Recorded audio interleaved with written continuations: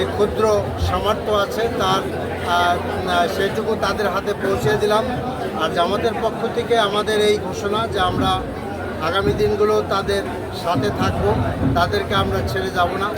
আমরা আশা করছি যে সরকার ইতিমধ্যেই একটা ট্রাস্ট গঠন করেছেন, সেই ট্রাস্টের মাধ্যমে তাদেরকে আপনার মাসে মাসে তাদেরকে মাসোয়ারা দিবেন এবং যারা আহত হয়েছেন, হাত হারিয়েছে, পা হারিয়েছে এবং যাদের চোখ হারিয়েছেন তাদের সুচিকিৎসার ব্যবস্থা করবে। আমরা এটাও আশা করি যে আমাদের জাতীয় ইতিহাসে এই শহীদদের নাম লিপিবদ্ধ করা হবে, স্বর্ণাক্ষরে লেখা থাকবে এবং এরা আমাদের জাতীয় সম্পদ। এখানে কে হিন্দু কে মুসলমান এইটা আমাদের বিবেচ্য বিষয় নয়, সকলেই আমাদের ভাই, সকলেই আমাদের দেশের নাগরিক। আমরা যাদেরকে সাহায্য করলাম এখানে একজন হিন্দু ছেলেও ছিল। তো কাজেই আগামী দিনটি আমাদেরকে দেখতে হবে যে বাংলাদেশ সবাই, এদেশে যারা জন্মগ্রহণ করেছে তারা এদেশের সবার, এদেশেরই নাগরিক।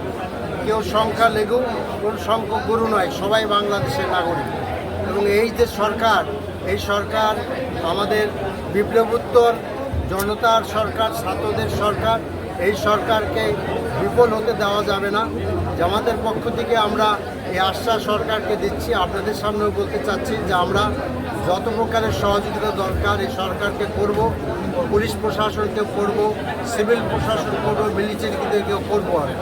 আমরা আশা করছি যে কোনো আপনার স্বৈরাচার আর আমাদের কাছে ফিরে আসতে পারবে না।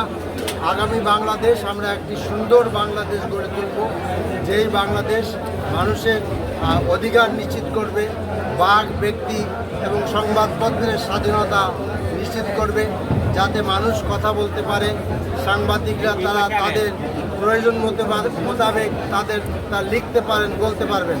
তো এই জন্য আমাদের দেশবাসী সকলকে সচেতন হতে হবে। সংগঠন হিসাবে আমরা এই আহ্বান জানাচ্ছি, আসুন সকলে মিলে আগামীতে নতুন বাংলাদেশ গড়ে তুলি। আপনাদেরকে অনেক অনেক ধন্যবাদ। আসসালামু আলাইকুম। আমি আগেও বলেছি যে মব জাস্টিস এগুলো করা যাবে না। কোনো ক্রমেই বাংলাদেশে আবার সেই বিচারহীনতার সংস্কৃতি আনা যাবে না, কোনো ক্রমেই আইন হাতে তুলে নেওয়া যাবে না। আপনার দৃষ্টিতে কেউ যদি কোনো অন্যায় করে আপনি প্রশাসনকে জানাবেন, এখানে পুলিশ আছে, মিলিটারি আছে, সিভিল প্রশাসন আছে, তারাই বাংলাদেশের আইনের মাধ্যমে বিচার করবেন, কিন্তু আইন নিজের হাতে তুলে ধরবেন না। সামনে দুর্গাপূজা আসছে, আমাদের হিন্দু ভাই বোনেরা যাতে নির্বিঘ্নে ভালোভাবে তাদের ধর্মীয় উৎসব পালন করতে পারে সেই জন্য সকলেই আমরা সহযোগিতা করব। আপনারা আসুন, এগিয়ে আসুন, যাতে তাদের কোনো অসুবিধা না হয়। তো আপনাদের